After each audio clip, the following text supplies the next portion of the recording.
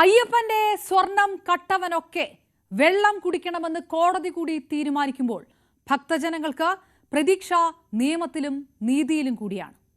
ഉണ്ണികൃഷ്ണൻ പോറ്റി കൊണ്ടുപോയ സ്വർണം ചെമ്പാണെന്ന് മഹസർ എഴുതിയത് മുരാരി ബാബു. ചെമ്പാണെന്ന് എഴുതാൻ പറഞ്ഞ ആ വലിയ കള്ളൻ മുൻ ദേവസ്വം കമ്മീഷണറും ബോർഡ് പ്രസിഡന്റുമായിരുന്ന വാസു തന്നെയാണെന്ന് കസ്റ്റഡി അപേക്ഷയിൽ തന്നെ വ്യക്തമാകുകയാണ്. ഒരു കാലത്ത് തിരുവിതാംകൂർ ദേവസ്വം ബോർഡ് പ്രസിഡന്റായിരുന്ന പത്മകുമാറിനേക്കാളും അധികാരമുണ്ടായിരുന്ന എൻ വാസു ശബരിമല യുവതീ പ്രവേശന വിവാദ കാലത്ത് ഇടത് സർക്കാരിന്റെ നിലപാടുയർത്തി മുന്നിൽ നിന്ന വാസു പത്മകുമാറിന് ശേഷം ദേവസ്വം പ്രസിഡന്റാകുന്നതിന് മുൻപേ നടത്തിയ നീക്കങ്ങളാണ് പുറത്തു വന്നുകൊണ്ടേയിരിക്കുന്നത്.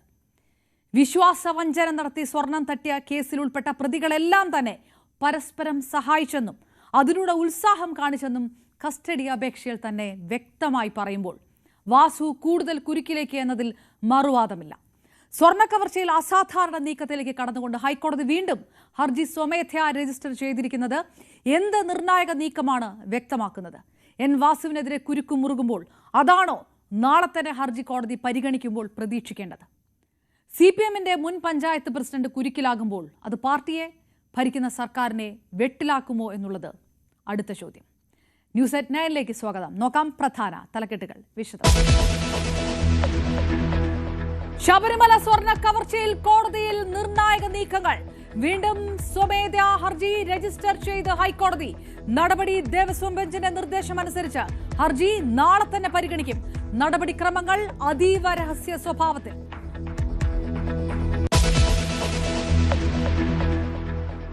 കിഫ്ബിയുടെ പ്രസക്തി തിരിച്ചറിയാൻ പഴയ കാലം ഓർമ്മിക്കണമെന്ന് മുഖ്യമന്ത്രി. ഭ്രാന്താലയമായ കേരളം മാനവാലയമായി മാറി. നവോത്ഥാനത്തിന് ഇപ്പോൾ ശരിയായ പിന്തുടർച്ചയെന്നും പിണറായി വിജയൻ. രജത ജൂബിലി ആഘോഷം ഉദ്ഘാടനം ചെയ്തു. കിഫ്ബിയെ തകർക്കാൻ പല ശ്രമങ്ങളും ഉണ്ടായെന്ന് ധനമന്ത്രി KN ബാലഗോപാൽ. താരത്തിളക്കത്തിലും കയ്യടിയിലും തീരാതെ 55ാമത് സംസ്ഥാന ചലച്ചിത്ര പുരസ്കാരങ്ങൾ ഉയർത്തിവിട്ട വിവാദങ്ങൾ.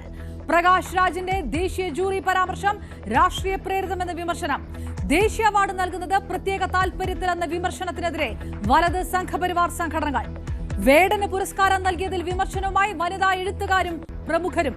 വിമർശിച്ച് ശ്രുതി ശരണ്യവും ബാലതാരം ദേവനന്ദയും. ഈ വിവാദങ്ങൾ കയ്യടിക്ക് വേണ്ടിയെന്ന് മന്ത്രി സജി ചെറിയാൻ. ആ കൊടും ക്രൂരതയുടെ ദൃശ്യങ്ങൾ പുറത്ത്. വർക്കല ട്രെയിൻ ആക്രമണത്തിൽ ശ്രീകുട്ടിയെ ചവിട്ടി പുറത്തേക്കിട്ടത് സുരേഷ് കുമാർ തന്നെ. CCTV ദൃശ്യങ്ങൾ പോലീസിന്. ശ്രീകുട്ടിയുടെ കൂട്ടുകാരെ ഉപദ്രവിക്കാൻ ശ്രമിക്കുന്നതും ദൃശ്യങ്ങളിൽ വ്യക്തം. പെൺകുട്ടിയുടെ ആരോഗ്യനില മാറ്റമില്ലാതെ തുടരും. PM ശ്രീ പദ്ധതിയിൽ ധാരണാപത്രം മരവിപ്പിക്കാൻ സംസ്ഥാന സർക്കാർ കേന്ദ്രത്തിന് കത്തയക്കും. കത്തിന്റെ കരട് ആദ്യം മുഖ്യമന്ത്രി പരിശോധിക്കും. ഫയൽ ഇപ്പോൾ വിദ്യാഭ്യാസ വകുപ്പിന്റെ പക്കൽ. സർവശിക്ഷാ അഭിയാനിൽ കേരളത്തിന് അർഹമായ ഫണ്ട് നൽകുമെന്ന് കേന്ദ്രം സുപ്രീം കോടതി. കുപ്രസിദ്ധ മോഷ്ടാവ് ഓടിപ്പോയതോ അതോ പോലീസ് സഹായിച്ചതോ? ബാലമുരുകൻ ചാടിപ്പോയതിൽ തമിഴ്നാട് പോലീസ് തന്നെ സംശയനിഴലിൽ. ഉദ്യോഗസ്ഥരുടെ മൊഴിയിൽ വ്യക്തത തേടി കേരള പോലീസ്. ബീഹാർ മറ്റന്നാൾ ബൂത്തിലേക്ക്. ആദ്യഘട്ടം 121 സീറ്റുകളിൽ വോട്ടെടുപ്പ്. ആശങ്കയില്ല എന്ന് ഇന്ത്യ സഖ്യം. 160ൽ കൂടുതൽ സീറ്റുകൾ നേടി NDA സർക്കാർ രൂപീകരിക്കുമെന്ന് അമിത്ഷാ.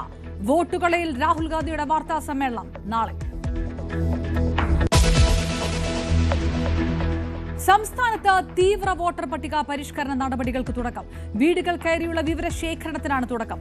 വിവരശേഖരണം അടുത്ത മാസം 4 വരെ. ചലച്ചിത്ര താരങ്ങളെ ഉൾപ്പെടുത്തി കേന്ദ്രത്തിന്റെ പ്രചാരണം. ബിലാസ്പൂരിൽ കൂട്ടിയിടിച്ച ട്രെയിനുകൾ. മെമു ചരക്ക് ട്രെയിനിലേക്ക് ഇടിച്ചു കയറി. 6 മരണം. പരിക്കേറ്റത് നിരവധി പേർക്ക്. അപകട കാരണം ട്രെയിനുകൾ ഒരേ ട്രാക്കിൽ സഞ്ചരിച്ചത്.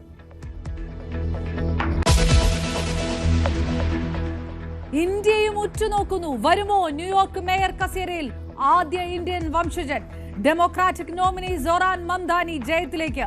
മംദാനിയെ ജയിപ്പിച്ചാൽ ഫെഡറൽ വിഹിതം വെട്ടിക്കുറയ്ക്കുമെന്ന ഭീഷണിയുമായി ട്രംപ്. വെട്ടിക്കുറച്ചാൽ പ്രതിഷേധമെന്ന് മംദാനി. നാളെ ഉറ്റുനോക്കാൻ പോകുന്നത് ഹൈക്കോടതിയിൽ നടക്കുന്ന അസാധാരണ നീക്കങ്ങളിലേക്കാണ്. ശബരിമല സ്വർണ്ണ കവർച്ചയുമായി ബന്ധപ്പെട്ട അസാധാരണ നടപടികളിലേക്ക് ഹൈക്കോടതി കടന്നിരിക്കുന്നു. വീണ്ടും സ്വമേധയാ ഹർജി രജിസ്റ്റർ ചെയ്തിരിക്കുകയാണ് കോടതി. ഹൈക്കോടതി ദേവസ്വം ബെഞ്ചിന്റെ നിർദ്ദേശമനുസരിച്ചാണ് രജിസ്ട്രിയുടെ ഈ നടപടി. സ്വമേധയാ സ്വീകരിച്ച ഹർജി ഹൈക്കോടതി ദേവസ്വം ബെഞ്ച് നാളെ തന്നെ പരിഗണിക്കുകയും ചെയ്യും. ഹൈക്കോടതിയിലെ നടപടിക്രമങ്ങളെല്ലാം രഹസ്യ സ്വഭാവത്തിലായിരിക്കുമെന്നുള്ള വിവരങ്ങളാണ് വരുന്നത്. ശബരിമല ദ്വാരപാലക ശില്പപാളികൾ സംബന്ധിച്ച ഹർജിക്കൊപ്പം ഇത് പരിഗണിക്കുകയും ചെയ്യും. വിവരങ്ങളുമായി നിയമകാര്യ ലേഖകൻ അഡ്വക്കേറ്റ് CN പ്രകാശ് നമുക്കൊപ്പം ചേരുന്നു. പ്രകാശ്, എൻ വാസു കൂടുതൽ കുരുക്കിലേക്കെന്നുള്ള വാർത്തകൾ വരിക, വാസു അറിഞ്ഞുകൊണ്ടാണ് സ്വർണം ചെമ്പെന്ന് എഴുതാൻ നിർദ്ദേശമുണ്ടായത് എന്നുള്ള കാര്യങ്ങൾ കൂടുതലായിട്ട് വരിക. ഈ ഒരു സാഹചര്യത്തിൽ കൂടി ഇങ്ങനെ വീണ്ടും ഹൈക്കോടതി സ്വമേധയാ ഹർജി രജിസ്റ്റർ ചെയ്യുക അസാധാരണ ഒരു നടപടിയാണ് എന്ന് തോന്നുന്ന രീതിയിലേക്ക് കാര്യങ്ങൾ കടക്കുക. ഒരുപക്ഷെ പേരെടുത്ത് പറഞ്ഞുകൊണ്ട് അങ്ങനെ ഒരു വലിയൊരു ട്വിസ്റ്റിലേക്ക് കടക്കാനുള്ള ഒരു ഘട്ടമാകുമോ നാളെ ഹൈക്കോടതിയിൽ പ്രതീക്ഷിക്കേണ്ടത്? നേരത്തെ സൂചിപ്പിച്ച പോലെ തന്നെ ഈ സ്വർണ്ണക്കൊള്ളയിൽ സ്വമേധയാ സ്വീകരിച്ച ഒരു ഹർജിയാണ് നാളെ പരിഗണനയ്ക്ക് വന്നത്. നേരത്തെയും സ്വമേധയാ ഇക്കാര്യത്തിൽ ദേവസ്വം ഡിവിഷൻ ബെഞ്ച് ഹർജികൾ പരിഗണിച്ചിരുന്നു. ആ കൂട്ടത്തിൽ തന്നെയാണ് നാളെ ഈ ഹർജി പരിഗണിക്കുക. നേരത്തെ രജിസ്റ്റർ ചെയ്തിരുന്ന ഹർജിയിൽ സ്വർണ്ണക്കൊള്ളയിലെ മുഖ്യ സൂത്രധാരനായ ഉണ്ണികൃഷ്ണൻ പോറ്റിയെയും ചെന്നൈയിലെ സ്മാർട്ട് ക്രിയേഷൻ സ്ഥാപനവും കക്ഷികളായിരുന്നു. ഇരു സ്ഥാപനങ്ങളെയും കോടതി അധികമായി കക്ഷി ചേർക്കുകയായിരുന്നു. പുതിയ കേസിലെ കണ്ടെത്തലുകളും ഉദ്യോഗസ്ഥരുടെ നിഗമനങ്ങളും വളരെ രഹസ്യ സ്വഭാവത്തിൽ നിലനിർത്തുന്നതിനാണ് പുതിയ ഹർജി രജിസ്റ്റർ ചെയ്തിരിക്കുന്നത്. ഹൈക്കോടതി സ്വമേധയാ രജിസ്റ്റർ ചെയ്ത ഹർജിയിലായിരിക്കും നാളെ വാദം കേൾക്കുക. പ്രത്യേക അന്വേഷണ സംഘം നാളെ ഇടക്കാല അന്വേഷണ റിപ്പോർട്ട് കോടതിയിൽ സമർപ്പിക്കും. സീൽ വെച്ച കവറിലാണ് ഇത് നൽകുക. 2 ആഴ്ച കൂടുമ്പോൾ അന്വേഷണ പുരോഗതി റിപ്പോർട്ട് പ്രത്യേക അന്വേഷണ സംഘം കോടതിയിൽ സമർപ്പിക്കണം എന്ന് നേരത്തെ തന്നെ നിർദ്ദേശമുണ്ടായിരുന്നു. ഇതിന്റെ അടിസ്ഥാനത്തിൽ കഴിഞ്ഞ തവണ 2 ആഴ്ച മുമ്പ് ഇതുമായി ബന്ധപ്പെട്ട അന്വേഷണ പുരോഗതി റിപ്പോർട്ട് പ്രത്യേക അന്വേഷണ സംഘം ഹൈക്കോടതിക്ക് കൈമാറിയിരുന്നു. ഇത് 2ാം തവണയാണ് വീണ്ടും SITയുടെ റിപ്പോർട്ട് ഹൈക്കോടതിക്ക് മുമ്പാകെ നാളെ വരുന്നത്. കേസിൽ നടപടിക്രമങ്ങൾ പൂർണ്ണമായി രഹസ്യ സ്വഭാവത്തിലാണ് നടക്കുന്നത്. ഒപ്പം തന്നെ അന്വേഷണ സംഘത്തിനും കൃത്യമായ നിർദ്ദേശം കോടതി നൽകിയിട്ടുണ്ട്. കേസുമായി ബന്ധപ്പെട്ട വിവരങ്ങൾ അടക്കമുള്ള കാര്യങ്ങൾ മാധ്യമങ്ങൾക്കോ പുറത്തോ പ്രസിദ്ധീകരിക്കാനോ കഴിയാത്ത സാഹചര്യം, ഒപ്പം പുറത്ത് അറിയരുത് എന്ന കർശനമായ നിർദ്ദേശമുണ്ട്. നാളെയും ഈ നടപടികളെല്ലാം രഹസ്യ ക്യാമറയിൽ തന്നെയായിരിക്കും നടക്കുക. CN പ്രകാശാണ് വിവരങ്ങൾ നൽകിയത്.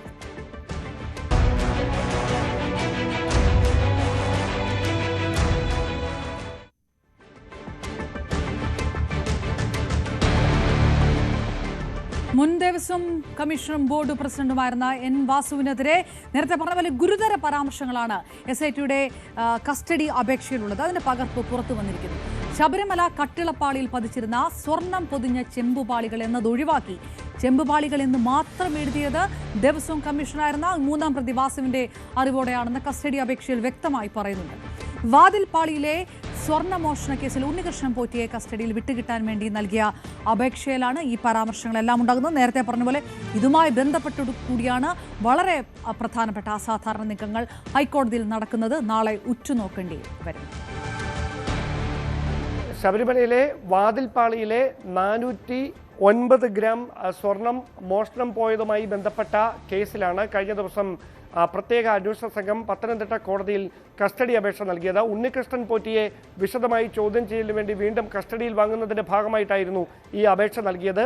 ആ അപേക്ഷയിലാണ് അന്ന് ദേവസ്വം കമ്മീഷണറായിരുന്ന, അതായത് 2019 മാർച്ച് 19 ദേവസ്വം കമ്മീഷണറുടെ ചുമതലയിലുണ്ടായിരുന്ന N വാസുവിനെതിരെ ഉൾപ്പെടെ ഗുരുതരമായ പരാമർശങ്ങൾ അടങ്ങുന്ന കസ്റ്റഡി അപേക്ഷയുടെ പകർപ്പിപ്പോൾ പുറത്തു വന്നിരിക്കുന്നത്. ഇതിൽ എടുത്തു പറയുന്ന കാര്യം, ഈ വാതിൽപ്പാളി, അതായത് 42.100 ഗ്രാം ഭാരമുള്ള ഈ വാതിൽപ്പാളി, ആ വാതിൽപ്പാളി ചെമ്പ് കൊണ്ടുള്ള വാതിൽപ്പാളിയായിരുന്നു. ആ ചെമ്പിൽ സ്വർണം പൊതിഞ്ഞ വാതിൽപ്പാളിയായിരുന്നു. അതിലെ സ്വർണം പൊതിഞ്ഞത് എന്ന പരാമർശം ഒഴിവാക്കി ചെമ്പ് എന്ന് മാത്രം എഴുതിയത് 3ാം പ്രതിയായിട്ടുള്ള ദേവസ്വം കമ്മീഷണറുടെ അറിവോടെ എന്നാണ് ഈ റിപ്പോർട്ടിൽ കൃത്യമായി തന്നെ പരാമർശിച്ചിരിക്കുന്നത്. അങ്ങനെയെങ്കിൽ ഈ വാതിൽപ്പാളി മോഷണവുമായി ബന്ധപ്പെട്ട് നിലവിൽ വിശദമായി പ്രത്യേക അന്വേഷണ സംഘം ചോദ്യം ചെയ്തുകൊണ്ടിരിക്കുന്ന ഉണ്ണികൃഷ്ണൻ പോറ്റിയുടെ ഭാഗത്തു നിന്ന് ലഭിക്കുന്ന മൊഴികളുടെ അടിസ്ഥാനത്തിൽ N വാസുവിനെ വീണ്ടും ചോദ്യം ചെയ്യലിന് വേണ്ടി വിളിച്ചു വരുത്താനാണ് സാധ്യത. അങ്ങനെയെങ്കിൽ 2019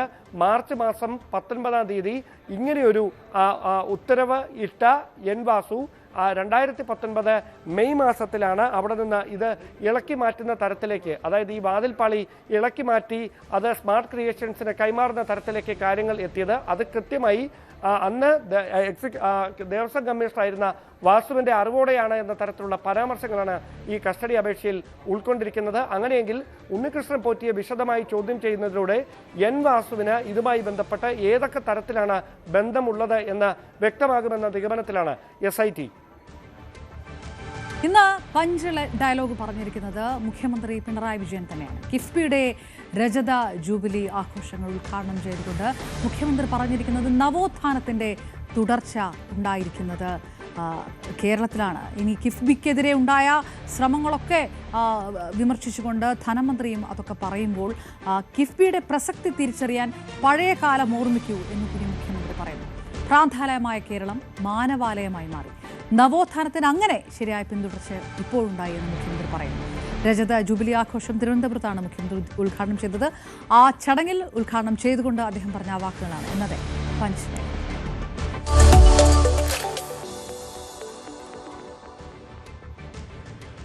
വഴി നടക്കാൻ സ്വാതന്ത്ര്യമില്ല. പട്ടിക്ക് നടക്കാവുന്ന വഴിയിലൂടെ മനുഷ്യന് നടന്നുകൂടാ. അത് കണ്ടാണ് കേരളം സന്ദർശിച്ച സ്വാമി വിവേകാനന്ദൻ ക്ഷുഭിതനായി ഇതൊരു ഭ്രാന്താലയമാണ് എന്ന് കേരളത്തെ വിശേഷിപ്പിച്ചത്. ആ വിവേകാനന്ദൻ ആക്ഷേപിച്ച ഭ്രാന്താലയം ഇന്ന് രാജ്യം ആകെ അംഗീകരിക്കുന്ന ഏറ്റവും ഉയർന്ന മാനുഷിക മൂല്യങ്ങൾ നിലനിർത്തുന്ന ഒരു മാനവാലയമായി മാറിയതിന് അതിൻ്റെ പിന്നിലുള്ള ചരിത്രം അതും നമ്മൾ ഓർക്കേണ്ടതാണ്. ആദ്യം അവാർഡ്, പിന്നെ അടിയോടടി.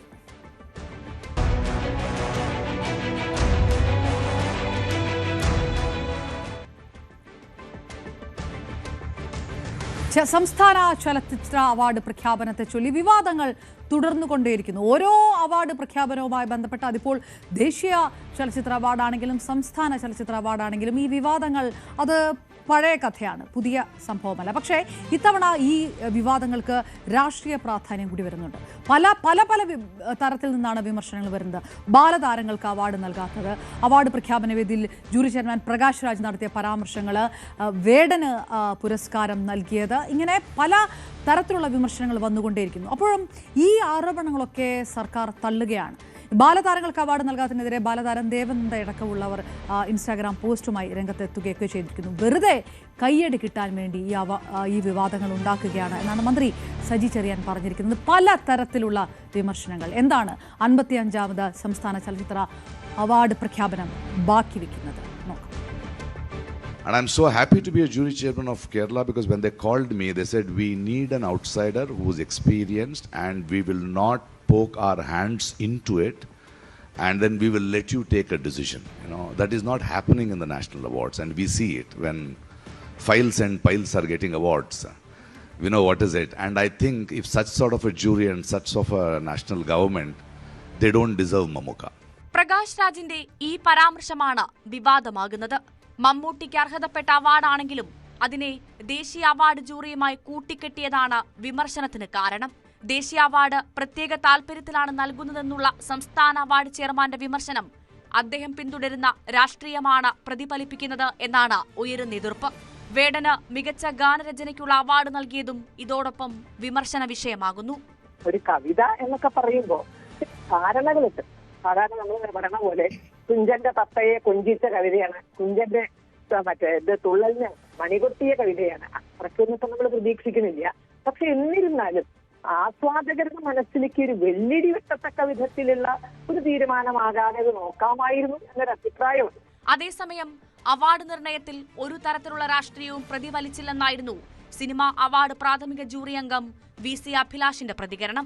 എന്റെ അറിവിൽ ഞാൻ പ്രാഥമിക ജൂറി അംഗമാണെന്ന് ഞാൻ ആദ്യമേ പറഞ്ഞു. പക്ഷേ ഫൈനൽ ജൂറിയിൽ എന്താണ് നടക്കുന്നതിനെ കുറിച്ച് കൃത്യമായ ബോധ്യം, എന്താണ് നടക്കുന്നത് എന്നതിനെ കുറിച്ച് കൃത്യമായ ബോധ്യമുള്ള ഒരാളാണ് ഞാൻ. പക്ഷെ ഒരു തരത്തിലും ചലച്ചിത്ര അക്കാദമിയുടെ ഭാഗത്തു നിന്നോ അല്ലെങ്കിൽ ഗവൺമെന്റിന്റെ ഭാഗത്തു നിന്നോ മറ്റേതെങ്കിലും ഭാഗത്തു നിന്നോ യാതൊരു തരത്തിലുള്ള സ്വാധീനമോ ഒന്നും ഉണ്ടായിട്ടില്ല.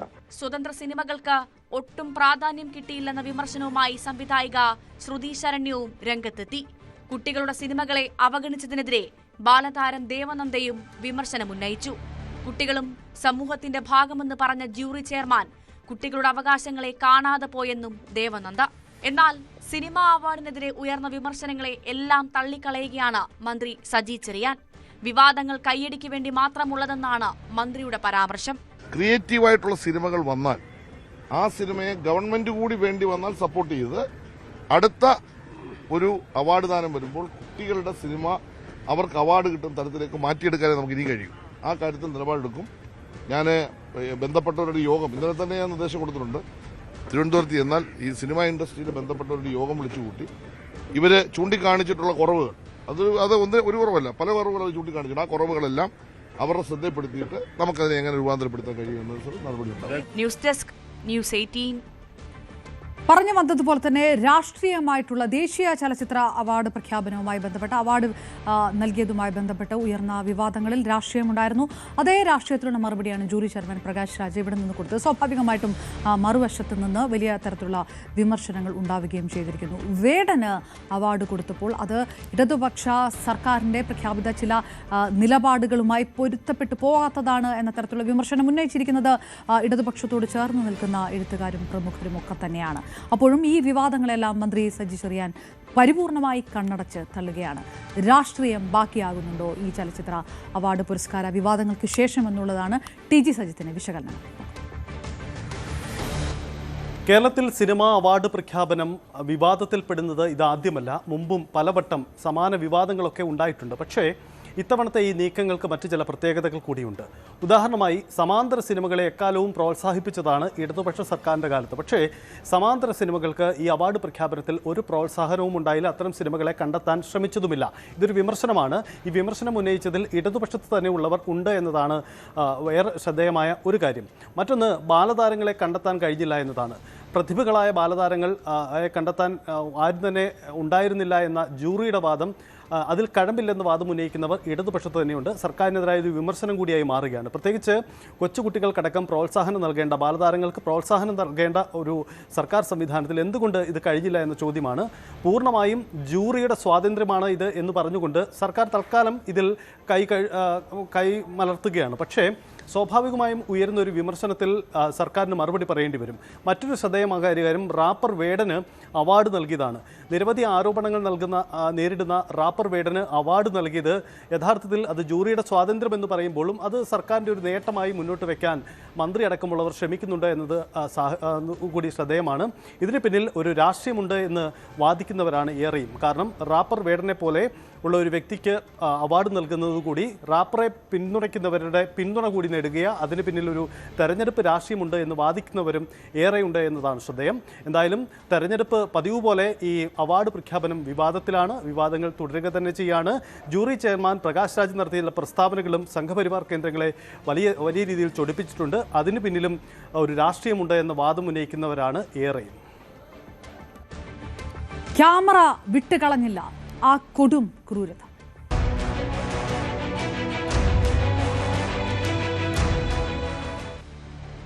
തിരുവനന്തപുരം വർക്കലയിൽ മദ്യലഹരിയിൽ യാത്രക്കാരൻ ട്രെയിനിൽ നിന്ന് തള്ളിയിട്ട പെൺകുട്ടി ശ്രീകുട്ടിയുടെ ആരോഗ്യനില മാറ്റമില്ലാതെ തുടരുകയാണ്. തലയ്ക്കും നട്ടലിനും ഗുരുതരമായി പരിക്കേറ്റ പെൺകുട്ടി ഇപ്പോഴും തിരുവനന്തപുരം മെഡിക്കൽ കോളേജ് ആശുപത്രിയിലെ തീവ്രപരിചരണ വിഭാഗത്തിൽ ചികിത്സയിലാണ്.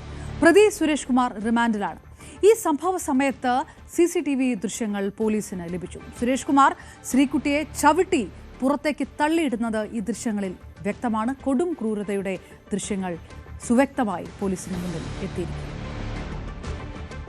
വർക്കലയിൽ കേരള എക്സ്പ്രസ് ട്രെയിനിൽ നിന്ന് അക്രമിയുടെ ചവിട്ടേറ്റ് തെറിച്ചു വീണതിനെ തുടർന്ന് ശരീരത്തിൽ ഗുരുതരമായി പരിക്കേറ്റ് മെഡിക്കൽ കോളേജ് ആശുപത്രിയിൽ ചികിത്സയിൽ തുടരുന്ന 19 വയസ്സുകാരിയുടെ നില മാറ്റമില്ലാതെ തുടരുകയാണ്. തീവ്ര പരിചരണ വിഭാഗത്തിൽ തന്നെയാണ് ഇപ്പോഴും പെൺകുട്ടി തുടരുന്നത്. ഡോക്ടർമാരുടെ കർശന നിരീക്ഷണത്തിലാണ് ഈ പെൺകുട്ടിയുള്ളത്.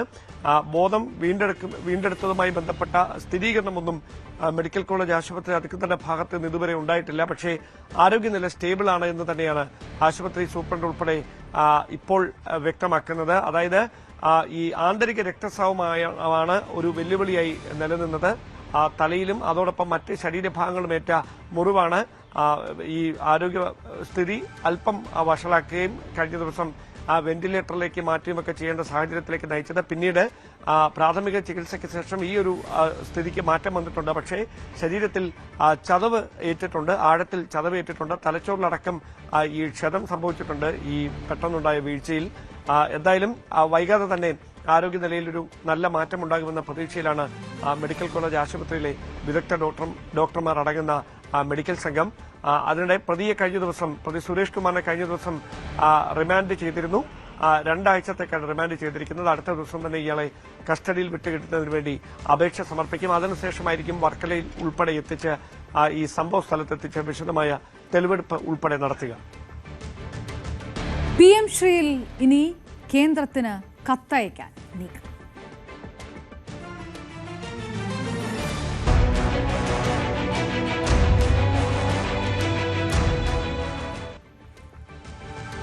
PM ശ്രീയിൽ വിവാദങ്ങളൊക്കെ പരിപൂർണമായി അവസാനിച്ചു എന്ന് ചോദിക്കുമ്പോൾ പലതരത്തിലുള്ള പ്രതികരണങ്ങളൊക്കെ സർക്കാർ വൃത്തങ്ങളിൽ നിന്ന് വന്നുകൊണ്ടിരിക്കുകയാണ്. ദോഷ ചുടുന്നതുപോലെയല്ല ഈ വിഷയത്തിലൊക്കെ തീരുമാനമെടുക്കേണ്ടത് എന്നാണ് വിദ്യാഭ്യാസ വകുപ്പ് മന്ത്രി വി ശിവൻകുട്ടി ഇന്ന് മാധ്യമങ്ങളോട് പറഞ്ഞത്. ഏതായാലും അതിനിടയ്ക്ക് സംസ്ഥാന സർക്കാരിന് SSK ഫണ്ടിന്റെ ആദ്യ ഗഡു ലഭിച്ചിരിക്കുന്നു. 92.14 കോടി രൂപ വിദ്യാഭ്യാസ വകുപ്പിന് ലഭിച്ചു. ആദ്യ ഗഡുവായി 109 കോടി രൂപയുടെ പ്രപ്പോസലാണ് കേരളം സമർപ്പിച്ചത്. വി അരുൺ ചേരുകയാണ്. അരുൺ, PM ശ്രീ വിഷയവുമായി ബന്ധപ്പെട്ട് കേന്ദ്രത്തിന് കത്തയക്കാൻ കേരളം ഒരുങ്ങുന്ന ഒരു സമയത്ത് കൂടിയാണ് SSK ഫണ്ടിന്റെ ആദ്യ ഗഡു ലഭിച്ചിരിക്കുന്നത്. ഇത് പ്രപ്പോസൽ അയച്ചതിൽ നിന്ന് 92 കോടിയോളം രൂപ വിദ്യാഭ്യാസ വകുപ്പിന് ലഭിക്കുന്നു. ഏത് തരത്തിലുള്ള നടപടിക്രമങ്ങളാണ് ഇനി ഉണ്ടാവുക?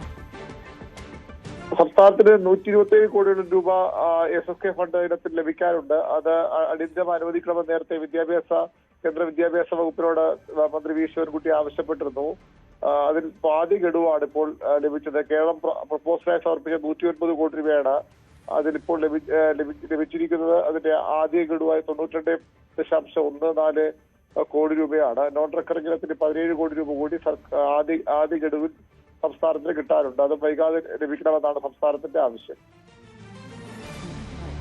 വിവരങ്ങൾ 109 കോടി രൂപയുടെ പ്രപ്പോസലിൽ 92 കോടി രൂപയുടെ ആദ്യ ഗഡുവാണ് കേരളത്തിൽ വിദ്യാഭ്യാസ വകുപ്പിന് ലഭിച്ചത്. PM ശ്രീ പദ്ധതി ധാരണാപത്രം മരവിപ്പിക്കണം. അതാവശ്യപ്പെട്ടുകൊണ്ട് ഇനി കേരളം കേന്ദ്രത്തിന് ഉടൻ കത്തയക്കും. കത്തിന്റെ കരട് ആദ്യം മുഖ്യമന്ത്രി പരിശോധിച്ച ശേഷം പൊതുവിദ്യാഭ്യാസ വകുപ്പാണ് കത്ത് നൽകുക. ഫയൽ ഇപ്പോൾ ഉള്ളത് വിദ്യാഭ്യാസ വകുപ്പിന്റെ കയ്യിലാണ് എന്നാണ് വിദ്യാഭ്യാസ വകുപ്പ് മന്ത്രി മാധ്യമങ്ങളോട് പറയുകയും ചെയ്തത്. CPIക്ക് പുറമെ CPM സംസ്ഥാന കമ്മിറ്റിയിലും ധാരണാപത്രം ഒപ്പിട്ടതിനെതിരെ വിമർശനങ്ങൾ ഉയർന്ന സംഭവമാണ്. PM ശ്രീയിലെ ഇടപെടലിൽ പാർട്ടി നേതൃത്വത്തെ CPI സംസ്ഥാന കൗൺസിൽ അഭിനന്ദിക്കുകയും ചെയ്തു. ബീഹാറിലേക്ക് പോകാം. ബീഹാർ ഇനി പോളിംഗ് ബൂത്തിലേക്ക്.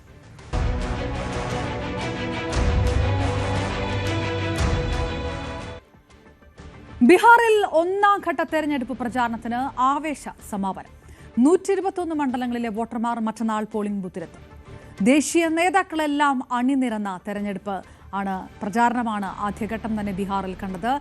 പ്രധാനമന്ത്രി നരേന്ദ്രമോദിയും രാഹുൽ ഗാന്ധിയും സജീവമായി വാക്പോര് തന്നെ നടത്തിയ പ്രചാരണമായിരുന്നു. റോഡ് ഷോയും മണ്ഡലങ്ങളിലെ റാലിയുമൊക്കെ ഹൈ വോൾട്ടേജിലായിരുന്നു കലാശക്കൊട്ടും നടന്നത്. ആദ്യഘട്ടത്തിലെ പ്രകടനം BJPയെ സംബന്ധിച്ചിടത്തോളം അവരുടെ വിജയത്തിൽ ഒരു നിർണായക പങ്ക് ഉണ്ടെങ്കിൽ തന്നെ അത് ഒരു നിർണായക പങ്ക് വഹിക്കും. കാരണം കഴിഞ്ഞ തവണ ഈ ആദ്യഘട്ടം തെരഞ്ഞെടുപ്പ് നടക്കുന്ന മണ്ഡലങ്ങളിൽ RJDക്ക് വലിയ സ്വാധീനമുണ്ടായിരുന്നു. BJPയെ സംബന്ധിച്ചിടത്തോളം വളരെ നിർണായകമായ ഒരു കാര്യമാണ്.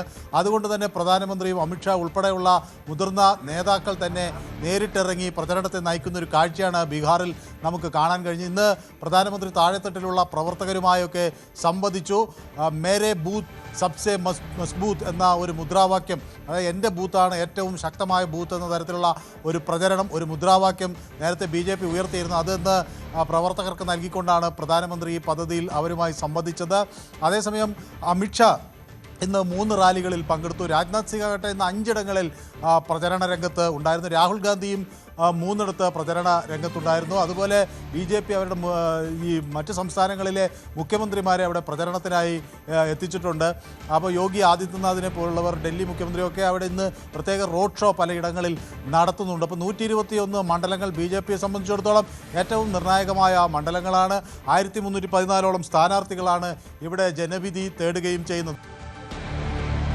ട്രാക്കിലൊളിഞ്ഞിരുന്ന വലിയ ദുരന്തം.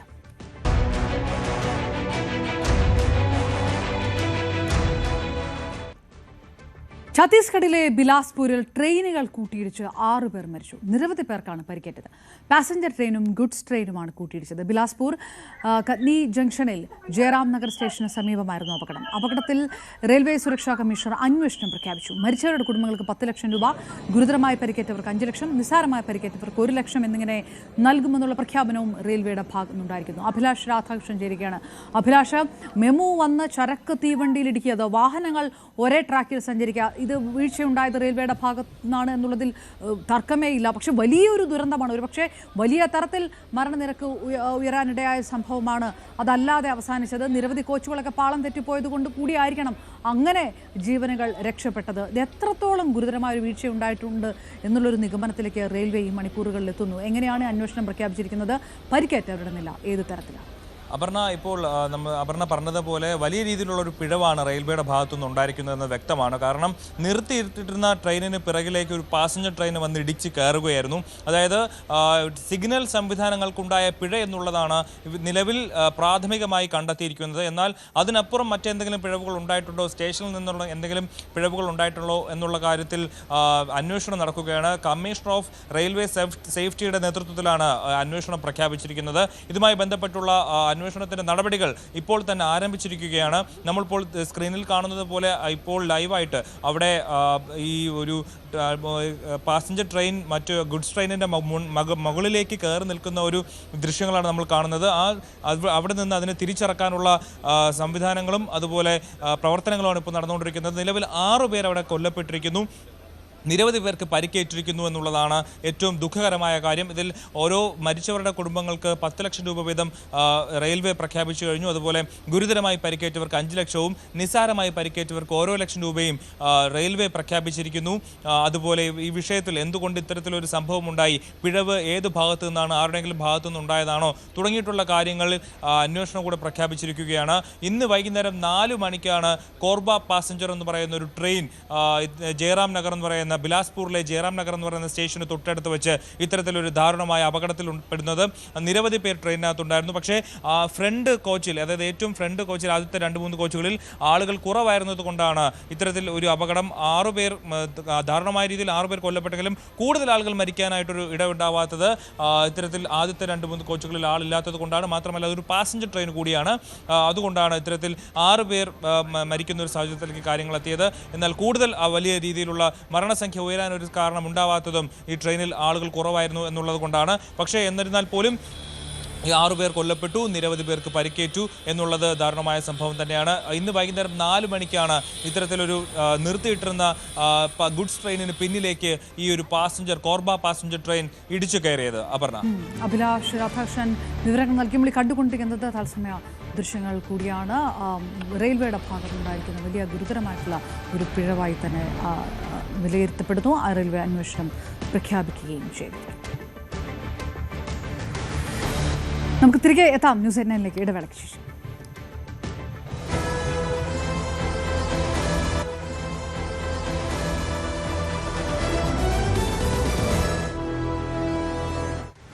തിരുവനന്തപുരം കോർപ്പറേഷനിലെ സ്ഥാനാർത്ഥി നിർണയിച്ച ചൊല്ലി BJPയിൽ കലഹം. നേമത്ത് ഏരിയ പ്രസിഡന്റ് രാജിവെച്ചു. MR ഗോപനെ സ്ഥാനാർത്ഥിയാക്കാനുള്ള നീക്കത്തിൽ പ്രതിഷേധിച്ചാണ് രാജി. നിലവിലെ കൗൺസിലർ ദീപികയെ വീണ്ടും മത്സരിപ്പിക്കണമെന്നാണ് ആവശ്യം. ജില്ലാ പ്രസിഡന്റിന് അയച്ച കത്തിന്റെ പകർപ്പ് ന്യൂസ് 8 ലഭിച്ചു. VV അരുൺ ചേരുന്നു. അരുൺ, തദ്ദേശ തെരഞ്ഞെടുപ്പ് തിരുവനന്തപുരം BJP ഉറ്റുനോക്കുന്ന ഒരു തെരഞ്ഞെടുപ്പാണ്. വലിയ പ്രചാരണവുമായി UDF-ൽ കോൺഗ്രസും ഇടതുപക്ഷവും ഒക്കെ നിൽക്കുമ്പോൾ BJPക്ക് ഈ പ്രതീക്ഷകൾക്ക് പുറത്ത് ഈ പാളയത്തിൽ തടസ്സമാവുകയാണോ? എന്താണ് വിവരങ്ങൾ? BJP ഇത്തവണ തിരുവനന്തപുരം നഗരസഭാ ഭരണം പിടിച്ചേ മതിയാകൂ എന്ന ഉറച്ച നിലപാടിലാണ്. നാളെ സംസ്ഥാന അധ്യക്ഷനടക്കം നയിക്കുന്ന പദയാത്രകൾ വിവിധ മണ്ഡലങ്ങളിൽ നേമത്ത് സംസ്ഥാന അധ്യക്ഷനാണ് പദയാത്ര തുടങ്ങാനിരിക്കുന്നത്. അതേ നേമത്താണ് ഇപ്പോൾ ഏരിയ പ്രസിഡന്റ് രാജിവെച്ചിരിക്കുന്നത്. അവിടെ ദീപികയാണ് ഇപ്പോഴത്തെ കൗൺസിലർ. ദീപികയ്ക്ക് പകരം നേരത്തെ നിയമം കൗൺസിലറായിരുന്ന എം ആർ ഗോപൻ ബിജെപിയുടെ ജില്ലയിലെ പ്രധാനപ്പെട്ട നേതാവാണ്. ഇപ്പോൾ പൊന്നുമംഗലം വാർഡ് കൗൺസിലറാണ്.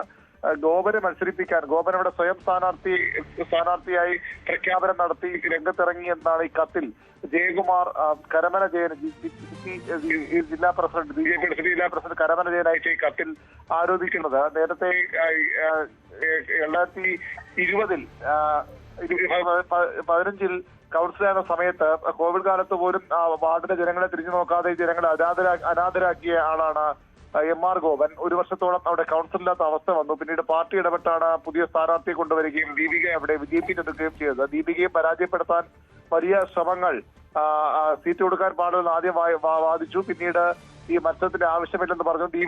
ദീപികയെ തോൽപ്പിക്കാൻ പരമാവധി ശ്രമിക്കുകയും ചെയ്തു. അങ്ങനെ ഒരാൾ വീണ്ടും അവിടെ മത്സരിക്കാൻ വരികയാണ്. ഇത് നേതൃത്വത്തെ അറിയിച്ചു. ഒരു കാരണവശാലും ഗോപൻ അവിടെ സീറ്റ് കൊടുക്കരുത് എന്ന ആവശ്യം നേതൃത്വത്തിന് മുൻപാകെ വെച്ചിട്ടും അത് നേതൃത്വവും പരിഗണിച്ചില്ല. ഗോപൻ അവിടെ ഇപ്പോൾ തന്നെ സ്ഥാനാർത്ഥിയായി പ്രചരണം തുടങ്ങി. അതിൽ പ്രതിഷേധിച്ചാണ് ഏരിയ പ്രസിഡന്റ് ജയകുമാർ രാജിവെക്കുന്നത്. നാളെ നേമമണ്ഡലത്തിൽ സംസ്ഥാന അധ്യക്ഷന്റെ പദയാത്ര നഗരസഭാ ഭരണം പിടിക്കുന്നതുമായി ബന്ധപ്പെട്ട പ്രചരണത്തിന്റെ ഭാഗമായി പദയാത്ര തുടങ്ങാനിരിക്കുകയാണ് ഈ ഏരിയ പ്രസിഡന്റ് രാജി. മറ്റു പല വാർഡുകളിലും സമാനമായ വിഷയങ്ങൾ ബിജെപിയിലുണ്ട്. ഒന്നിലധികം പേർ വിജയസാധ്യതയുള്ള വാർഡുകളിൽ ഒന്നിലധികം പേർ മത്സരിക്കാനെത്തുന്നത് നേതൃത്വത്തിന് തലവേദന ഉണ്ടാക്കുന്നു. അതിന്റെ ഒരു തുടക്കമായി വേണം ഈ നേമം ഏരിയ പ്രസിഡന്റ് രാജിയെ കാണാൻ.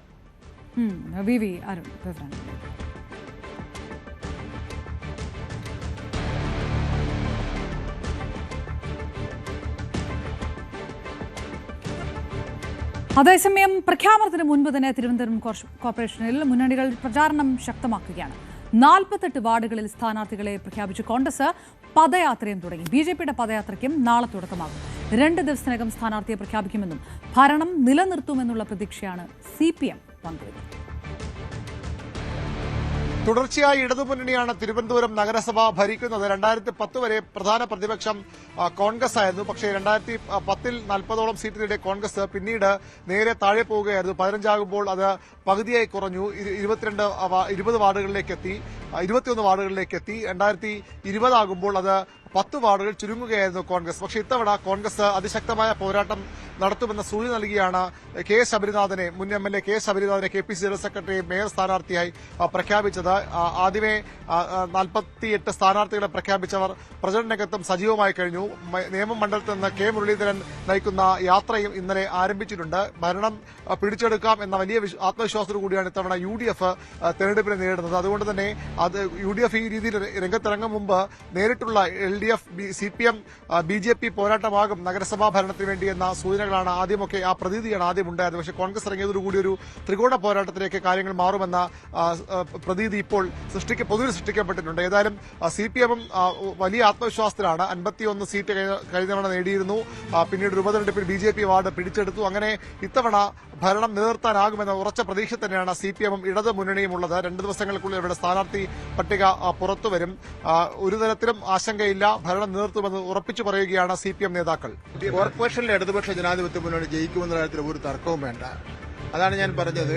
പിന്നെ ഇടതുപക്ഷ ജനാധിപത്യ ഈ കോർപ്പറേഷൻ രൂപം കൊണ്ടതിന് ശേഷം മഹാഭൂരിപക്ഷ സമയത്ത് ഇടതുപക്ഷ ജനാധിപത്യ മുന്നണി തന്നെയാണ് ഭരിച്ചിട്ടുള്ളത്. അത് ആവർത്തിക്കുന്ന കാര്യത്തിൽ യാതൊരു തർക്കവുമില്ല. ഇത് 26-ലധികം വരുന്ന ദേശീയ അന്തർദേശീയ അവാർഡ് വാങ്ങി ആർക്കും വികസനത്തെ സംബന്ധിച്ചിടത്തോളം ഒരു പരാതി പോലും ഇല്ലാതെ ഇത്രയും നന്നായി ഒരു അഴിമതി ആരോപണമില്ലാത്ത കോർപ്പറേഷൻ ജനങ്ങൾ LDFനല്ലാതെ ആർക്കോട്ട് ചെയ്യും. LDF തന്നെ ജയിക്കുന്ന കാര്യത്തിൽ യാതൊരു തർക്കവുമില്ല. ഏത് നേതാവിനെ കൊണ്ട് അണിനിരത്തിയാലും BJP കോൺഗ്രസ് അണിനിരത്തിയാലും LDF ജയിക്കുമെന്നുള്ള കാര്യത്തിൽ യാതൊരു തർക്കവുമില്ല. അതിന് കഴിവുള്ള ശേഷിയുള്ള പ്രാപ്തിയുള്ള സ്ഥാനാർത്ഥികളെ തന്നെയായിരിക്കും ഞങ്ങൾ അവതരിപ്പിക്കാൻ പോകുന്നത്. BJP ആകട്ടെ കഴിഞ്ഞ 2 തവണയും ഭരണം പിടിക്കുമെന്ന വലിയ ആത്മവിശ്വാസം പ്രകടിപ്പിച്ച പാർട്ടിയാണ്. പക്ഷേ 2 തവണയും അവർക്ക് അതിന് കഴിഞ്ഞില്ല. ഇത്തവണ ഏതായാലും നഗരഭരണം പിടിച്ചെടുക്കും. അമിത്ഷായുടെ നേരിട്ടുള്ള നിരീക്ഷണമുണ്ട്.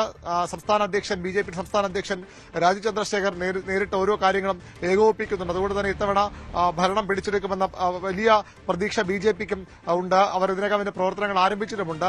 സംസ്ഥാന അധ്യക്ഷൻ രാജീവ് ചന്ദ്രശേഖർ നേമത്ത് നിന്നും മറ്റു നേതാക്കളായ വി മുരളീധരനും S സുരേഷും അതുപോലെ തന്നെ DGP ഷീലേഖയും ഒക്കെ മറ്റു മണ്ഡലങ്ങളിൽ നിന്നും യാത്രകൾ ആരംഭിച്ചിട്ടുണ്ട്. അവരുടെ യാത്രയുടെ പ്രധാന ലക്ഷ്യം ഈ പ്രകടന പത്രികയിലേക്കുള്ള നിർദ്ദേശങ്ങൾ സ്വീകരിക്കലാണ്. പ്രവർത്തകരെ ആകെ ഇതുമായി ബന്ധപ്പെട്ട് ഉണർത്തിയെടുക്കുകയാണ് BJPയുടെ യാത്രകളുടെ ലക്ഷ്യം. ഏതായാലും വലിയ തർക്കങ്ങൾ BJPയിൽ ഇപ്പോൾ ഉണ്ട്. ജയിക്കാനാവുന്ന സീറ്റുകളിൽ പലരും അവകാശവാദവുമായി ഒന്നിലധികം പേർ രംഗത്തുണ്ട്. VV രാജേഷിനെ മേയർ സ്ഥാനത്തേക്ക് ഉയർത്തിക്കാട്ടിയാകും ഒരുപക്ഷെ BJP തെരഞ്ഞെടുപ്പിനെ നേരിടുക. കവടിയാറിൽ ഒരുപക്ഷെ രാജേഷ് മത്സരിച്ചാൽ അവിടെ ഒരു ഗ്ലാമർ പോരാട്ടമായി ശബരിനാഥ് രാജേഷ് പോരാട്ടമായത് മാറുകയും ചെയ്തു. കഴിഞ്ഞ ഒരു വോട്ടിനാണ് അവിടെ കോൺഗ്രസ് സ്ഥാനാർത്ഥി ജയിച്ചു വന്നത്. ഏതായാലും BJPയും വലിയ പ്രതീക്ഷയിലാണ്. തിരുമല അനിൽ കൌൺസിലറുടെ ആത്മഹത്യയെ ബന്ധപ്പെട്ട കാര്യങ്ങളൊക്കെ ചർച്ചയാണ്. അതവർക്ക് തിരിച്ചടിയാകുമെന്ന ആശങ്ക ചില കേന്ദ്രങ്ങൾ ഉയർത്തുണ്ടെങ്കിൽ പോലും BJPയും തെരഞ്ഞെടുപ്പ് രംഗത്ത് സജീവമായി കഴിഞ്ഞു. അങ്ങനെ 3 മുന്നണികളും അതിശക്തമായ പോരാട്ടം നടക്കുമ്പോൾ തലസ്ഥാന നഗരഭരണം പിടിക്കാൻ അക്ഷരാർത്ഥത്തിൽ ത്രികോണ പോരാട്ടം ഉണ്ടാകുമെന്ന് തന്നെയാണ് ഈ ഘട്ടത്തിൽ നമുക്ക് പറയാൻ കഴിയുന്നത്.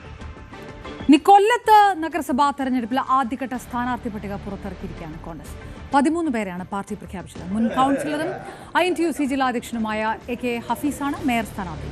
കൊല്ലം കോർപ്പറേഷനിലാകെ 56 സീറ്റുകളാണുള്ളത്. ഇതിൽ 26 സ്ഥാനാർത്ഥികളെ ഇതിനകം നിശ്ചയിച്ചിട്ടുണ്ടെന്നും ശേഷിക്കുന്നവരെ 2 ദിവസങ്ങളിൽ പ്രഖ്യാപിക്കുമെന്നും VS ശിവകുമാർ അറിയിച്ചു. ഘടകകക്ഷികളുമായുള്ള ചർച്ചകൾ സൗഹാർദ്ദപരമായി മുന്നോട്ട് പോവുകയാണെന്നും ഇത്തവണ ചരിത്രം നിരത്തി UDF ഭരണം ഉറപ്പാക്കുമെന്നും ശിവകുമാർ. വളരെ പ്രധാനപ്പെട്ട വാർത്തയിലേക്ക് കയറുന്നു. സിറോ മലബാർ നേതൃത്വം പ്രധാനമന്ത്രി നരേന്ദ്രമോദിയുമായി കൂടിക്കാഴ്ച നടത്തിയിരിക്കുന്നു. വളരെ ഊഷ്മളമായ കൂടിക്കാഴ്ചയാണ് പ്രധാനമന്ത്രിയുമായി നടന്നതെന്ന് സഭാ നേതൃത്വവും വ്യക്തമാക്കുന്നു. കത്തോലിക്ക സഭ നേരിടുന്ന പ്രശ്നങ്ങൾ പ്രധാനമന്ത്രിക്ക് ബോധ്യമായെന്ന് മാർ റാഫേൽ തട്ടിൽ പറഞ്ഞു. 20 മിനിറ്റോളം കൂടിക്കാഴ്ച നീണ്ടു. ന്യൂനപക്ഷ അവകാശങ്ങളെക്കുറിച്ച് സഭാ നേതൃത്വം പ്രധാനമന്ത്രിയെ ബോധിപ്പിച്ചു. ക്രൈസ്തവർക്ക് നേരെയുള്ള ആക്രമണങ്ങൾ ചർച്ചയായില്ല. വിവരങ്ങളുമായി ടോം കുര്യാക്കോസ് ചേരുന്നു. ടോം, തദ്ദേശ തെരഞ്ഞെടുപ്പിന് മുന്നോടിയായുള്ള സമയമാണ്. സ്വാഭാവികമായിട്ടും സഭാ നേതൃത്വം ഏത് നിലപാടെടുക്കുന്നു പല വിഷയങ്ങളിൽ എന്നുള്ളത് 3 മുന്നണികളും ഉറ്റുനോക്കുന്ന ഒരു സമയത്തോടു കൂടി സിറോ മലബാർ നേതൃത്വം പ്രധാനമന്ത്രിയുമായി ഒരു കൂടിക്കാഴ്ച നടത്തുന്നത് രാഷ്ട്രീയപരമായിട്ടുകൂടി എത്രത്തോളം നിർണായകവും പ്രധാനപ്പെട്ടതുമായി മാറും?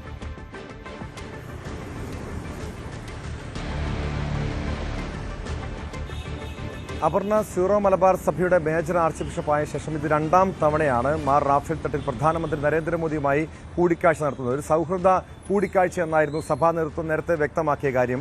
ഏകദേശം 20 മിനിറ്റോളം നീണ്ടുനിന്ന കൂടിക്കാഴ്ചയിൽ സഭയെ സംബന്ധിച്ച് സഭ നേരിടുന്ന, അതായത് കത്തോലിക്ക സഭ രാജ്യത്ത് നേരിടുന്ന പ്രശ്നങ്ങൾ ഉൾപ്പെടെ പ്രധാനമന്ത്രിക്ക് മുൻപാകെ ബോധിപ്പിച്ചു. പ്രത്യേകിച്ചും അപർണ നേരത്തെ സൂചിപ്പിച്ചതുപോലെ തദ്ദേശ നിയമസഭാ തെരഞ്ഞെടുപ്പുകൾ അടുത്തിരിക്കെ ഈ ഒരു കൂടിക്കാഴ്ചയിൽ BJP അതിനെ രാഷ്ട്രീയപരമായി കാണുന്നുണ്ടെങ്കിൽ പോലും സഭ പ്രത്യേകിച്ച് ഈ സമീപകാലത്ത് രാജ്യത്തെ വിവിധയിടങ്ങളിൽ ക്രൈസ്തവർ നേരിടുന്ന പ്രശ്നങ്ങൾ ഉൾപ്പെടെ പ്രധാനമന്ത്രിയെ ബോധിപ്പിക്കുക എന്നൊരു ഉദ്ദേശത്തോടു കൂടിയായിരുന്നു ഈ കൂടിക്കാഴ്ച നടത്തിയത്.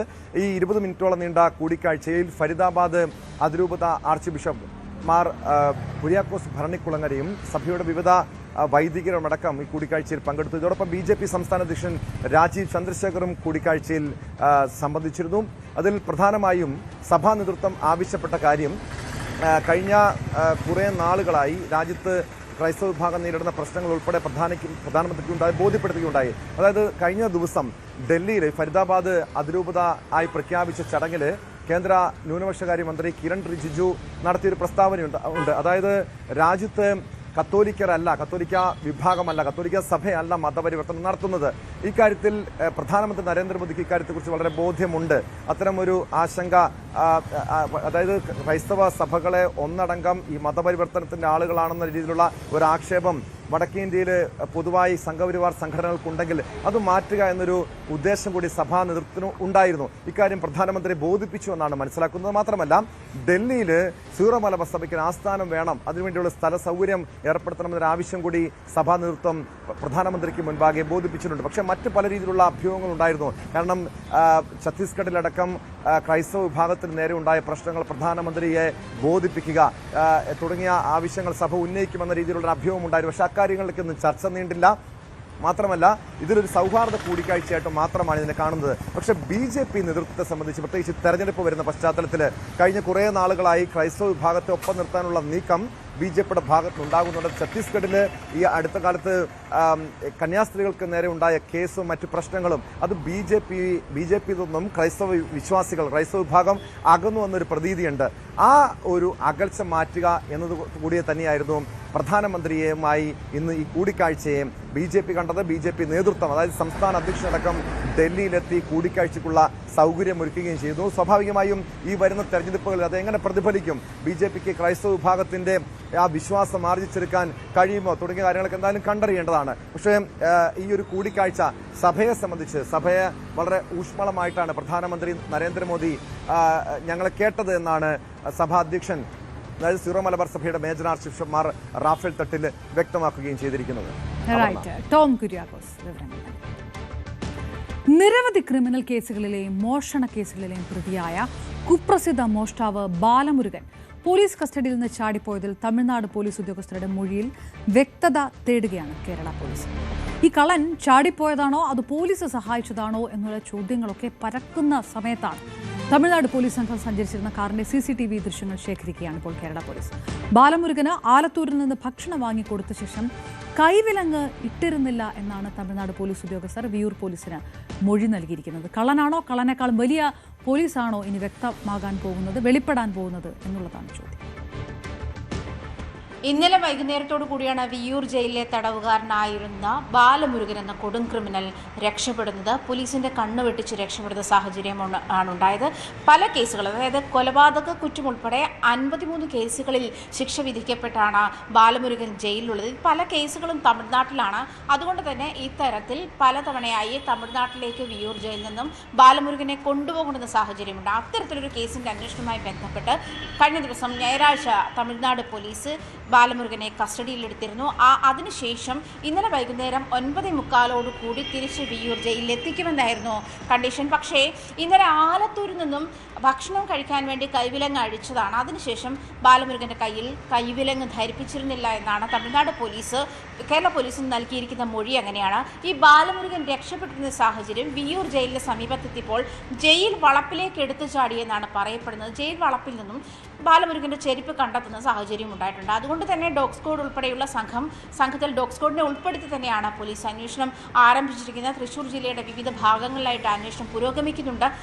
പെട്ടെന്ന് വേഷം മാറി നടക്കുന്ന ആളുകൂടിയാണ് ബാലമുരുകൻ എന്നാണ് ബാലമുരുകനെ പറ്റി പറയുന്നത്. മുൻപും ഇത്തരത്തിൽ ഈ വിയ്യൂർ ജയിലിന്റെ സമീപത്ത് വെച്ച് തന്നെ ചാടിപ്പോകുന്ന സാഹചര്യം ഉണ്ടായിട്ടുണ്ട്. അതും ഇത്തരത്തിൽ തന്നെ തമിഴ്നാട് പോലീസ് കസ്റ്റഡിയിലെടുത്ത് തിരിച്ചു കൊണ്ടുവരുന്ന സാഹചര്യത്തിൽ തന്നെയായിരുന്നു. മുൻപ് അത്തരത്തിൽ ഈ പ്രതി രക്ഷപ്പെട്ട സാഹചര്യം ഉണ്ടായിരുന്നത് കൊണ്ട് തന്നെ ഇത്തരം അതീവ സുരക്ഷാ ജയിലിൽ തന്നെയാണ് ബാലമുരുകനെ താമസിപ്പിച്ചിരിക്കുന്നത്. ഈ അതീവ സുരക്ഷാ കാറ്റഗറിയിലുള്ള ഒരു പ്രതിക്ക് വേണ്ടുന്ന സുരക്ഷാ സംവിധാനങ്ങൾ പോലീസ് ഒരുക്കിയിരുന്നു എന്നുള്ള കാര്യത്തിലും സംശയമുണ്ട്. കാരണം തമിഴ്നാട് പോലീസിന്റെ മൊഴി വീണ്ടും പുനഃപരിശോധിക്കുകയാണ് കേരള പോലീസ്.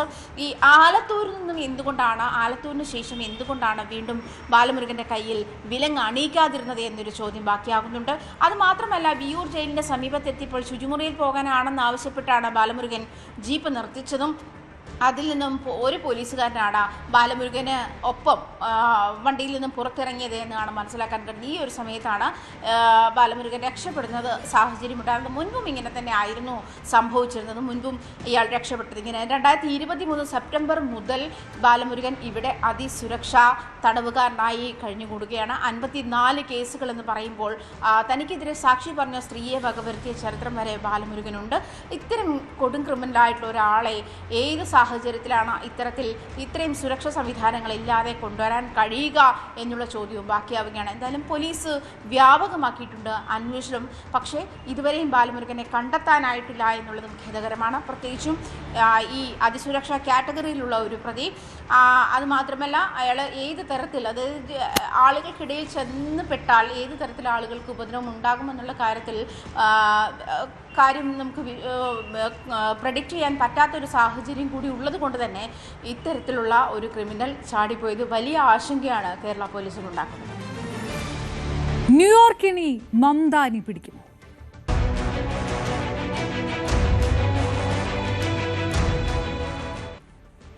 ഇന്ത്യ പോലും ഉറ്റുനോക്കുകയാണ് ന്യൂയോർക്ക് മേയർ തെരഞ്ഞെടുപ്പ് നടക്കുമ്പോൾ. അമേരിക്കൻ പ്രസിഡന്റ് സ്ഥാനത്ത് ഡൊണാൾഡ് ട്രംപിന്റെ അടുത്ത ഊഴം വരെ നിശ്ചയിക്കാൻ ശേഷിയുള്ള ന്യൂയോർക്ക് മേയർ സ്ഥാനത്തേക്കുള്ള വോട്ടെടുപ്പ് തുടരുമ്പോൾ നാളെ ഈ വോട്ടെടുപ്പിന്റെ ഫലം അറിയാം. ഇന്ത്യൻ വംശജനായ ഡെമോക്രാറ്റിക് സ്ഥാനാർത്ഥി സൊറാൻ മംദാനിയുടെ ജയം പ്രവചിക്കപ്പെട്ടതോടെ ഭീഷണിയുടെ സ്വരത്തിലാണ് ട്രംപ് സംസാരിക്കുന്നത്. അമേരിക്കൻ പ്രസിഡന്റ് ഡൊണാൾഡ് ട്രംപിന്റെ ഭാവിയെ തന്നെ നിർണ്ണയിക്കുന്ന അതിനിർണായകമായ തെരഞ്ഞെടുപ്പിൽ വോട്ടെടുപ്പ് പുരോഗമിക്കുകയാണ്. ന്യൂയോർക്ക് മേയർ സ്ഥാനത്തേക്ക് സൊഹ്റാൻ മംദാനി വിജയിച്ചാൽ അത് സ്വാഭാവികമായും ഡൊണാൾഡ് ട്രംപിൻ്റെ പരാജയമായി വിലയിരുത്തുകയും ഡൊണാൾഡ് ട്രംപിൻ്റെ അടുത്ത ഊഴം തന്നെ നഷ്ടപ്പെട്ടു പോകുന്ന അവസ്ഥയിലേക്ക് മാറുകയും ഒക്കെ ചെയ്യാം. അതുകൊണ്ട് തന്നെയാണ് മംദാനിക്കെതിരെ അതിനിശ്ചിതമായ വിമർശനങ്ങളുമായി ഈ വോട്ടെടുപ്പിൻ്റെ തൊട്ട് മുന്നിലുള്ള മണിക്കൂറുകളിൽ പോലും അമേരിക്കൻ പ്രസിഡന്റ് ഡൊണാൾഡ് ട്രംപ് എത്തിയത്. അക്ഷരാർത്ഥത്തിൽ തന്നെ ന്യൂയോർക്ക് നഗരത്തിലെ നഗരവാസികളെ ഭീഷണിയുടെ സ്വരത്തിലായിരുന്നു ട്രംപിൻ്റെ വാക്കുകൾ. ട്രംപ് പറഞ്ഞത് ഇവിടെ മംദാനിയാണ് വിജയിക്കുന്നതെങ്കിൽ ഈ നഗരത്തിനുള്ള ഫെഡറൽ വിഹിതം കൂട്ടാൻ ഒരു തരത്തിലും ഏറ്റവും കുറഞ്ഞ ഫെഡറൽ വിഹിതം എത്രയാണോ അതിനപ്പുറത്തേക്ക് പോകാൻ ഞാൻ അനുവദിക്കില്ല. അത് ഒരു ദുരന്തമായിരിക്കും സാമ്പത്തികമായും സാമൂഹ്യമായും ന്യൂയോർക്ക് നഗരത്തിലുണ്ടാകുന്നത്. നേരത്തെയും ഇപ്പോഴുമെല്ലാം കമ്മ്യൂണിസ്റ്റ് എന്നാണ് അദ്ദേഹത്തെ വിശേഷിപ്പിക്കുന്നത്. കമ്മ്യൂണിസ്റ്റ് സ്ഥാനാർത്ഥി എന്നാണ് ഡെമോക്രാറ്റിക് സ്ഥാനാർത്ഥിയായ സൊഹ്റാൻ മംദാനിയെ ട്രംപ് വിശേഷിപ്പിക്കുന്നത്. 34കാരനായ ഇന്ത്യൻ വംശജനായ അടിമുടി ട്രംപിൻ്റെ മുതലാളിത്ത നയങ്ങൾക്കെതിരായ ഇടതുപക്ഷ നയങ്ങൾ മുന്നോട്ട് വെക്കുന്ന ഒരു സ്ഥാനാർത്ഥിയാണ് മംദാനി. അദ്ദേഹം സാധാരണക്കാർക്ക് വീട് ഉറപ്പാക്കുക, സാധാരണക്കാരുടെ ഭക്ഷണം ഉറപ്പാക്കുക, തൊഴിലിന് മിനിമം കൂലി ഉറപ്പാക്കുക തുടങ്ങിയ നയങ്ങൾ മുന്നോട്ട് വെക്കുന്നു. ഒപ്പം തന്നെ അതിസമ്പന്നർക്ക് അധിക നികുതി ഏർപ്പെടുത്തുക എന്നുള്ള സാമ്പത്തിക നയം മുന്നോട്ട് വെക്കുന്നു. അതോടൊപ്പം തന്നെ പലസ്തീൻ അടക്കമുള്ള വിഷയങ്ങളിൽ ട്രംപിൻ്റെ നിലപാടിന് ഘടകവിരുദ്ധമായ നിലപാട് ഇടതു നയങ്ങൾ മുന്നോട്ട് വെക്കുന്ന ഗായകനും അതോടൊപ്പം തന്നെ ഗാനരചയിതാവും റാപ്പ് സംഗീതജ്ഞനുമൊക്കെയായ മംദാനി വിജയിച്ചു കഴിഞ്ഞാൽ അത് ട്രംപിനുള്ള ഒരു കനത്ത തിരിച്ചടിയായി മാറും. അതുകൊണ്ട് തന്നെയാണ് റിപ്പബ്ലിക്കൻ പാർട്ടിയുടെ സ്ഥാനാർത്ഥി കൾട്ടിസ് ലെവയ്ക്ക് പിന്തുണ നൽകാതെ ആൻഡ്രൂ ക്യൂമോയ്ക്ക് ഡെമോക്രാറ്റിക് പാർട്ടിക്കാരനായിരുന്ന മുൻ ഗവർണർ കൂടിയായ ക്യൂമയ്ക്ക് പിന്തുണ നൽകുന്നത്. ക്യൂമയ്ക്കാണ് വിജയസാധ്യത എന്നത് കണ്ടുകൊണ്ടാണ് അങ്ങനെ ഒരു പിന്തുണ ട്രംപ് നൽകുന്നത്. എന്തായാലും ക്യൂമയും മംദാനിയും തമ്മിലുള്ള കടുത്ത പോരാട്ടത്തിൽ ആരാണ് ന്യൂയോർക്ക് നഗരത്തിലെ നഗരവാസികൾ തെരഞ്ഞെടുക്കുന്നതെന്ന് നാളെയോടുകൂടി അറിയാൻ സാധിക്കും. എന്തായാലും അത്തരമൊരു തെരഞ്ഞെടുപ്പാണ് ട്രംപിനെ സംബന്ധിച്ചും അതിനിർണായകമായ തെരഞ്ഞെടുപ്പിലാണ് ന്യൂയോർക്ക് നഗരം ഇപ്പോൾ വിധി എഴുതിക്കൊണ്ടിരിക്കുന്നത്. ചൈനീസ് അതിർത്തിക്കടുത്ത് സൈനികാഭ്യാസം നടത്താൻ ഇന്ത്യൻ സേനകൾ തയ്യാറെടുക്കുന്നു എന്നതാണ് അടുത്ത റിപ്പോർട്ട്. പൂർവ പ്രചണ്ഡ് പ്രഹർ എന്ന് പേരിട്ടിരിക്കുന്ന അഭ്യാസം നവംബർ 11 മുതൽ 15 വരെ അരുണാചലിലെ മെജൂകയിൽ നടക്കും. പാകിസ്ഥാൻ അതിർത്തികൾക്ക് അടുത്ത് ഗുജറാത്ത് തീരത്തും പടിഞ്ഞാറൻ രാജസ്ഥാനിലും തൃശൂൽ എന്ന പേരിൽ അഭ്യാസം നടത്തിവരുന്നതിനിടെയാണ് ചൈനീസ് അതിർത്തിയിലും കരുത്ത് തെളിയിക്കാൻ ഇന്ത്യ ഇറങ്ങുന്നത്. ഓപ്പറേഷൻ സിന്ദൂർ കഴിഞ്ഞ സമയത്ത് നമ്മുടെ സൈനിക നേതൃത്വം എടുത്തു പറഞ്ഞ ഒരു കാര്യമുണ്ട്. ലോകത്തെ യുദ്ധരീതികൾ മാറുന്നു, അതിനനുസരിച്ച് നമ്മളും മാറേണ്ടതുണ്ട്. ഇത് പറഞ്ഞു മാസങ്ങൾ പിന്നിടുമ്പോൾ ലോകത്തെ തന്നെ തന്ത്രപ്രധാനമായ 2 അതിർത്തികളിൽ ഇന്ത്യൻ സൈന്യം സൈനിക അഭ്യാസം നടത്തുകയാണ്. ഒന്ന് ഇന്ത്യ പാക് അതിർത്തിക്കടുത്തുള്ള ഗുജറാത്ത് തീരത്തും രാജസ്ഥാന്റെ പടിഞ്ഞാറൻ അതിർത്തിയിലുമായിട്ടാണ് ഇന്ത്യൻ സേന അണിനിരക്കുന്നത്. തൃശൂൽ എന്ന് പേരിട്ടിരിക്കുന്ന ഈ അഭ്യാസം ഒക്ടോബർ 30 മുതൽ നവംബർ 10 വരെയാണ് നടക്കുന്നത്. ഇനി രണ്ടാമത്തേത് പൂർവ പ്രചണ്ഡ് പ്രഹർ. നവംബർ 11 മുതൽ 15 വരെ നടക്കുന്ന ഈ അഭ്യാസം അരുണാചലിലെ ചൈനീസ് അതിർത്തിക്കടുത്തുള്ള മെച്ചൂക്കയിലാണ് നടക്കുക. പാകിസ്ഥാന്റെയും ചൈനയുടെയും അതിർത്തിയിൽ ഇന്ത്യ സൈനിക ശക്തി തെളിയിക്കുന്നുവെന്ന് സാരം. സൈനികർക്കും വെടിക്കോപ്പുകൾക്കും അപ്പുറം യുദ്ധരീതികളും തന്ത്രങ്ങളും മാറിയിരിക്കുന്നു. അതിനനുസരിച്ച് രാജ്യത്തെ ആർമിയെയും നേവിയെയും എയർഫോഴ്സിനെയും വികസിപ്പിക്കുന്നതിനും അവരുടെ ശക്തി പരീക്ഷിക്കുന്നതിനുമാണ് ഈ അഭ്യാസങ്ങളിലൂടെ പ്രധാനമായും ലക്ഷ്യമിടുന്നത്. 3 സേനകളെയും ഒരേ സമയം കോർത്തിണക്കി പരസ്പരം കൃത്യമായ ആശയവിനിമയം നടത്തി പല വിധത്തിൽ ഒരേ സമയം ശത്രുവിനെ ആക്രമിക്കാൻ ഈ അഭ്യാസങ്ങളിലൂടെ ഇന്ത്യൻ സേന പരിശീലിക്കും. പാക് അതിർത്തിക്കടുത്ത് നടക്കുന്ന തൃശൂലിൽ 50,000 സൈനികർ, INS വിക്രാന്ത്, INS ജലാശ്വ, കടലിൽ നിന്നും ആയുധങ്ങളും വാഹനങ്ങളും കരയിലെത്തിക്കുന്ന ലാൻഡിംഗ് ക്രാഫ്റ്റ് യൂട്ടിലിറ്റി വെഹിക്കിൾസ്, മുങ്ങിക്കപ്പലുകൾ, എയർഫോഴ്സിന്റെ 40 യുദ്ധവിമാനങ്ങൾ എന്നിവ പങ്കെടുക്കും. പാകിസ്ഥാനുമായി തർക്കത്തിലുള്ള സർക്രീക് നദിയിലേക്കും തൃശൂൽ നീളുമെന്നാണ് റിപ്പോർട്ടുകൾ. ചൈനീസ് അതിർത്തിക്കടുത്ത് നടക്കാൻ പോകുന്ന പൂർവ്വ പ്രചണ്ഡ് പ്രഹർ അതിനിർണായകമായ ഒന്നാണ്. അരുണാചലിലെ കാലാവസ്ഥയിൽ special forces, unmanned platforms, precision system എന്നിവ അണിനിരത്തിയാണ് അഭ്യാസം നടക്കുക. കൂടാതെ സമുദ്രനിരപ്പിൽ നിന്ന് ഏറ്റവും ഉയർന്ന പ്രദേശങ്ങളിൽ നെറ്റ്വർക്ക് ഓപ്പറേറ്റിംഗ് കേന്ദ്രങ്ങളെയും പരീക്ഷണാടിസ്ഥാനത്തിൽ പ്രവർത്തിപ്പിക്കും. ഫുൾ സ്പെക്ട്രം വാർഫെയർ, അതായത് കര, കടൽ, ആകാശം, സൈബർ സാങ്കേതിക വിദ്യ എന്നിങ്ങനെ എല്ലാ മേഖലകളെയും സമന്വയിപ്പിച്ചുള്ള ആക്രമണം. ഇതാണ് പൂർവ്വ പ്രചണ്ഡ് പ്രഹറിലൂടെ നമ്മുടെ സൈന്യം പരീക്ഷിക്കുന്നത്. ചൈന അതിർത്തിയിൽ നിന്ന് വെറും 30 കിലോമീറ്റർ മാത്രം അകലെയുള്ള മെച്ചൂക്കയിൽ നടത്തുന്ന ഈ അഭ്യാസത്തോടെ ഇന്ത്യയുടെ കരുത്ത് ചൈന കൂടി തിരിച്ചറിയും. ഇവിടെ ആകാശമാർഗം എയർഫോഴ്സും കരമാർഗം ആർമിയും അഭ്യാസം നടത്തുമ്പോൾ കടലിൽ നിന്ന് മലനിരകളിലെ ലക്ഷ്യങ്ങൾ ഭേദിക്കാൻ നേവിയും ഒപ്പം ചേരും. വിവിധ പ്രതലങ്ങളിലും കാലാവസ്ഥയിലും ഒരേ സമയം പോരാടാനും കരയും കടലും ആകാശവും അതേസമയം കൈപ്പിടിയിലൊതുക്കാനും ഈ അഭ്യാസങ്ങൾ നമ്മളെ പ്രാപ്തമാക്കും. സാങ്കേതിക വിദ്യകൾ ഉപയോഗിച്ചുള്ള പോരാട്ടങ്ങൾ, പ്രത്യേകിച്ച് ഡ്രോൺ വാർഫെയർ, ആർട്ടിഫിഷ്യൽ ഇന്റലിജൻസ് ഉപയോഗിച്ചുള്ള നിരീക്ഷണം, സാറ്റലൈറ്റ് ഉപയോഗിച്ചുള്ള ആശയവിനിമയ സംവിധാനം എന്നിവയുടെ മൂർച്ച കൂട്ടാനും നമുക്ക് സാധിക്കും. പുതിയ തന്ത്രങ്ങൾ, പുതിയ വിദ്യകൾ, പുതിയ രീതികൾ എന്നിവ സൈന്യം പരിശീലിക്കും. ശരിക്കും പറഞ്ഞാൽ ഏത് സമയത്തും ഏതൊരാക്രമണത്തിനും ഇന്ത്യ റെഡിയായിരിക്കും. കേരളത്തിലും SIR ദ്രുതഗതി.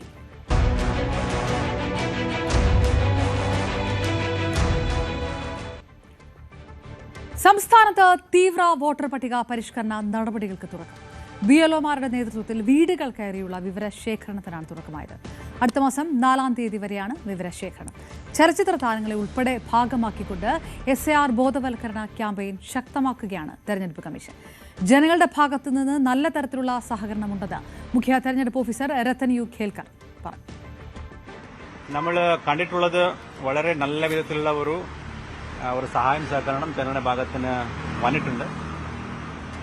ഇന്നത്തെ ദിവസം നമ്മുടെ എല്ലാ BLOമാർ വീട്ടിലേക്ക് എത്തുമ്പോൾ ജനങ്ങളുടെ ഭാഗത്തിന് നല്ലവിധ സഹായം ഉണ്ടായിട്ടുണ്ടെന്നാണ് നമുക്ക് മനസ്സിലാക്കാൻ സാധിച്ചത്. അത് നമ്മുടെ ജില്ലാ കളക്ടർമാരുടെ ഒരു യോഗം ഉച്ചയ്ക്കുണ്ടായിരുന്നു.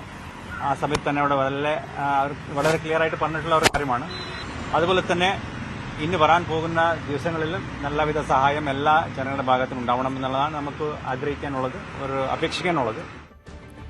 SIRന്റെ ഭാഗമായുള്ള വിവരശേഖരത്തിന് മുഖ്യ തെരഞ്ഞെടുപ്പ് ഓഫീസർ നടൻ മധുവിന്റെ വസതിയിലെത്തി. വോട്ടർ പട്ടിക പരിഷ്കരണത്തിൽ എല്ലാവരും പങ്കെടുക്കണമെന്ന് നടൻ മധു.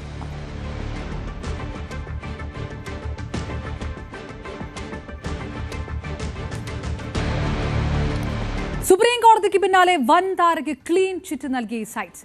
ലോകമെമ്പാടുമുള്ള അപൂർവ ഇനത്തിൽപ്പെട്ട വന്യജീവികളുടെ വ്യാപാരം നിരീക്ഷിക്കുന്നതിനുള്ള ഉടമ്പടിയാണ് the convention on international trade in endangered species of wild fauna and flora അഥവാ സൈറ്റ്സ്.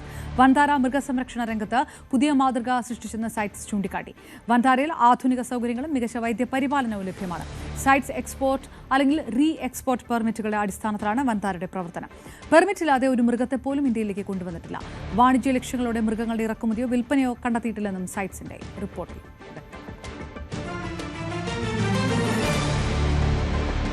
ന്യൂസ് 8 പൂർണ്ണമാകുകയാണ്. ഇടവേളയ്ക്ക് ശേഷം പോലീസ് പെട്രോളുമായി ടോം കുര്യാക്കോസ് ചേരും. നമസ്കാരം.